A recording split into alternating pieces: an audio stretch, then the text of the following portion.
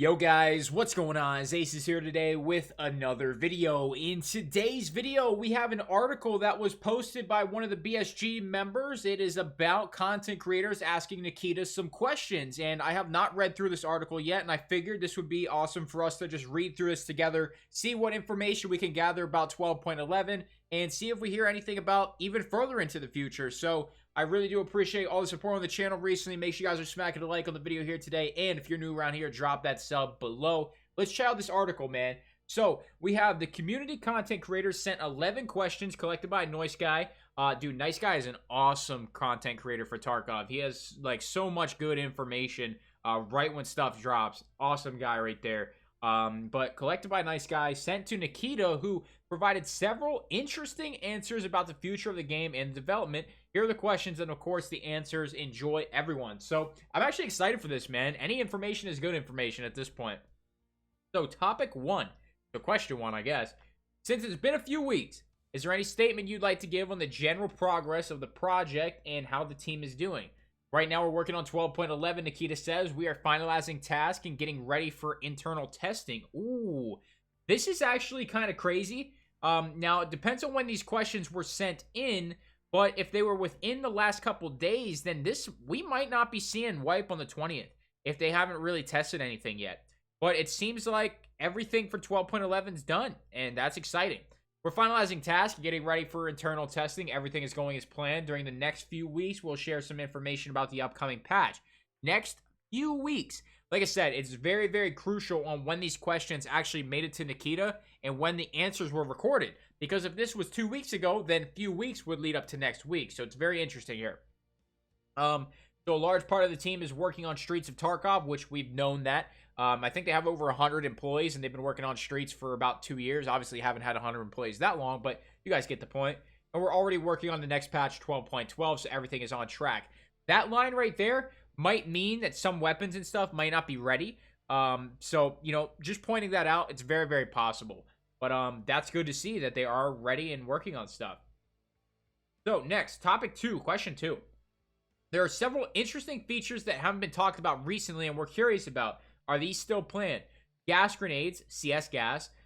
You have coughing while in smoke, cooking grenades, breaking, breaching, picking, blowing open doors, flares as an NVG deterrent general light source. Nikita says, right now we are not working on these particular cases. We have a huge list of different small and medium features that we need to implement into the game. Eventually, everything that you mentioned is planned to be in the game at some point. However, I can't tell what we are exactly on right now, but we are trying to complete adding these long-awaited features with future patches. So I would say it's probably going to be a year before we even see any of that.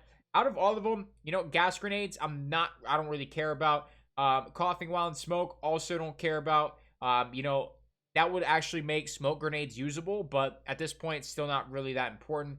Cooking grenades, honestly, isn't that important because usually grenades are just used to move people around, to be honest.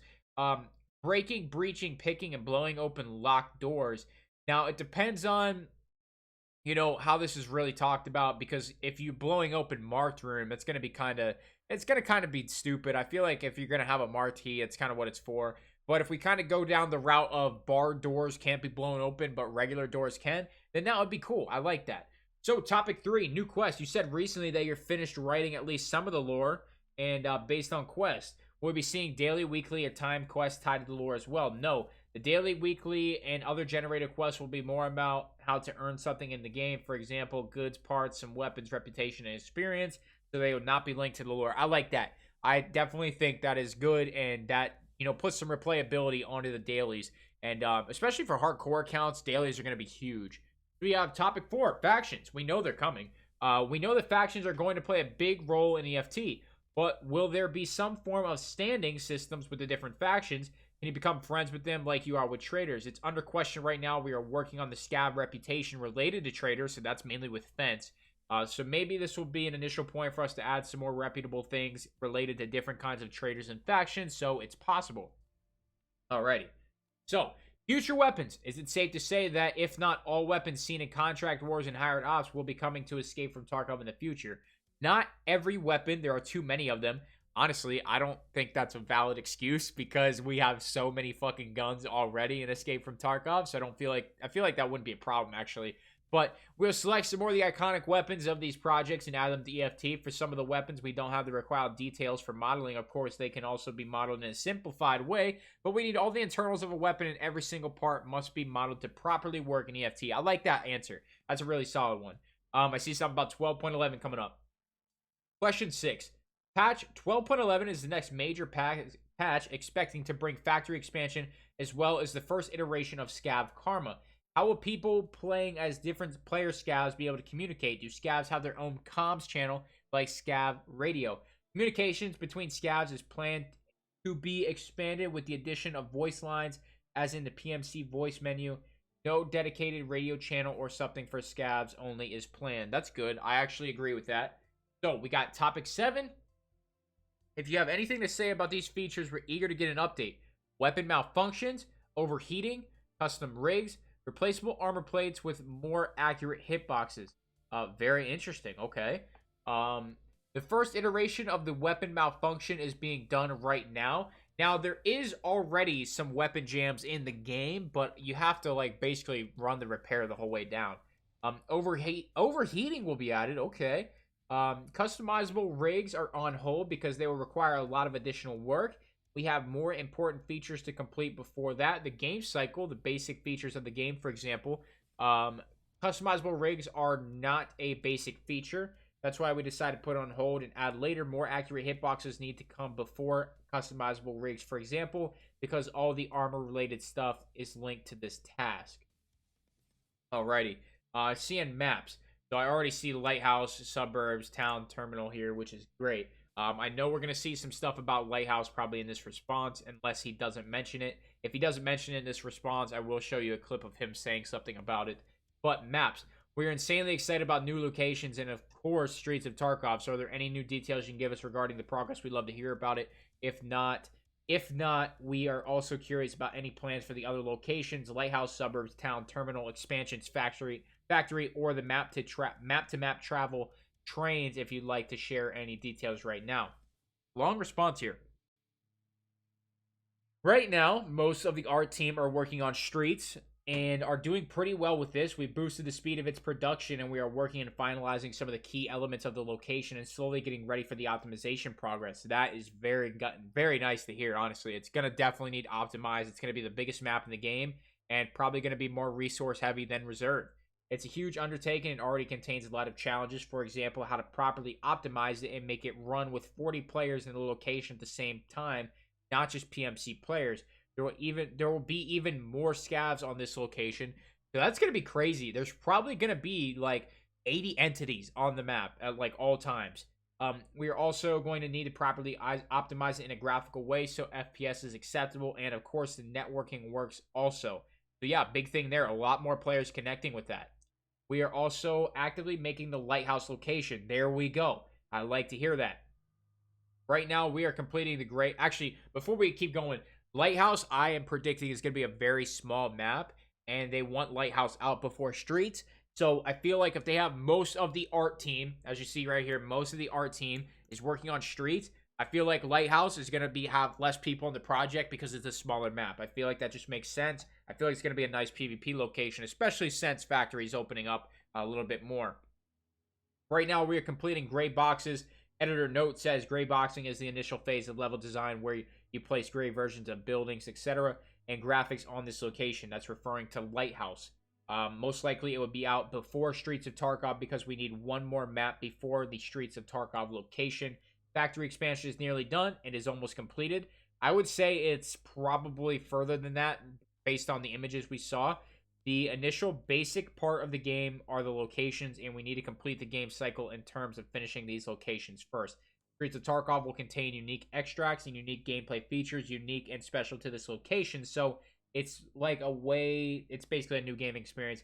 The idea is to implement this location with all the features and stuff and bosses to feel something new in EFT. Streets of Tarkov is going to be the best map in the game. It's going to be one of the most rewarding to extract from, 100%, and I feel like we all know that.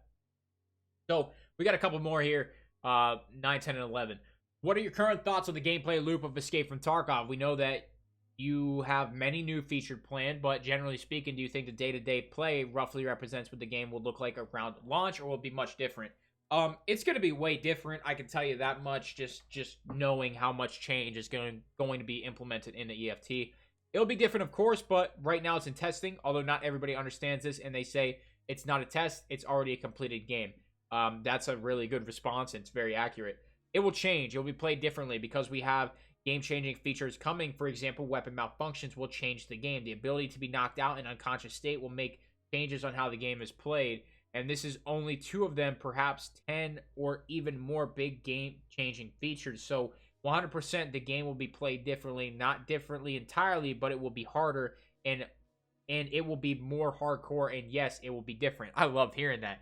The game is already nice and difficult, and it's just going to weed out those players who can't handle it.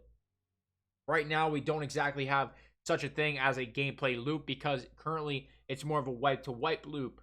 We don't have the end game content yet, and we are working on it. The storyline quests, for example, those will add end game content, and with those, it will be more like the way we want it to be. Like, dude, reading these sentences is kind of hard. Like how it should be played with the actual game features. So right now, it's more of a testing loop from wipe to wipe. You know, there's already like 250 tasks in the game. How many more fucking tasks is Nikita going to add? Like, getting Kappa just becomes harder and harder every wipe. So, the community seems to be split between Chads and Rats, where some are here to dominate the PvP scene, while others are here to survive and explore. What might you say to the people who are worried their interests aren't going to be supported in the end product? I don't understand this question, especially those concerning who are used to a similar way of playing. I can tell that simple games, arcade shooters, and players who want EFT to be similar to this way will try to make their statement and keep their habits from those games into this game. They don't want this game to become more hardcore, and these types of players, their interests will not be supported by us. Escape from Tarkov is not like that. Boom! Alright? They don't want these damn rats. Alright? They want the game to be hard as shit. And that is great. I love that. All of the game's processes are not made to make the game easier for those players, so I don't know. Okay, before we move on, this sentence right here is actually huge. Because if Nikita is feeling this strongly about making the game hardcore, this sentence right here could easily mean that we see the flea market potentially removed and tested for a wipe. Just seeing it completely removed. And that would make the game extremely hard. However, it would definitely impact the player count of the active players. And that's probably the only reason they haven't done it. We might see lock container as well. I don't know what we will see with that, but I definitely think the container or the flea market or some way of making money is going to be harder, especially with that sentence.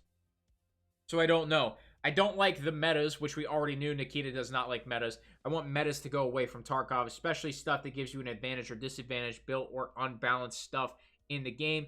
So our work is to fix that and make much more variety as possible without bottlenecks, without metas.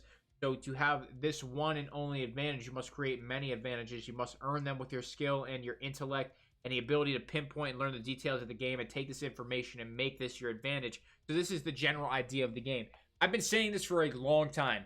Information and general knowledge is more important than anything that you could pick up or use in Escape from Tarkov. If you know any of the angles, if you know any of the routes, if you know the map by heart, you're going to have an advantage over every single new player in the game. And that just comes with time and playing the game. I really have not touched the reserve map, and that is kind of the reason I stay away from it. There's too many chads on it, and right now I just don't have that knowledge of that map, so I will never run a full kit on reserve to this point. And I have over 1,300 hours in this game. I have about 1,350, but when I was in my first 2 wipes, my PC couldn't handle reserve. Now they upgraded my memory. It can. I just don't know it well enough. So it's just one of these perfect examples that me going into a customs, I will have the advantage over any player who doesn't play a lot of customs. But any player who plays a lot of reserve will have the advantage over me. And that's not even talking about their guns, armor, anything. So that is a very well put statement. The last and final question. Is there something you wanted to implement into Escape from Tarkov, but have discovered that you likely cannot due to engine limitations? Destruction, maybe, although it is not only linked to the engine. Everything is possible. It's hard, but it's possible. Some features require a lot of work and require something to be redone from scratch, and this is not linked to some engine limitation. We have limitations, however, and I've both fought with them and are fighting with them right now, and we are winning slowly. Love to hear that. I don't think that you can say there are any cool features that are limited by the engine that we are not able to do at any time. Everything is possible, but it will require quite a lot of time, and this is impossible. Just the time aspect. We don't want to do this for so long. We want EFT released to you. This is our main goal right now. Thank you very much for the questions. I hope I answered them correctly. In terms of English, of course, yes. Bye-bye, smiley face. This was a really nice article, man. I really did enjoy reading this. I know there was some stuff posted about this recently. I don't know who uploaded a couple of videos on it, but I did see it going around a bit. But this is the official article, which was just released very, very recently. We've been recording for 15 minutes. This was released about 20 minutes ago, near 5:30. Guys, this was a really great article. I highly recommend you check it out if you skipped around at all in the video. But, you know, we just checked out the entire article on our own. So if you stayed through the whole thing, man, thank you guys so much for staying in the video. Make sure you drop that like, subscribe for you. Sponsors and equipment in the description below. That's all I got today, guys. Thank you so much for stopping by. I'm out.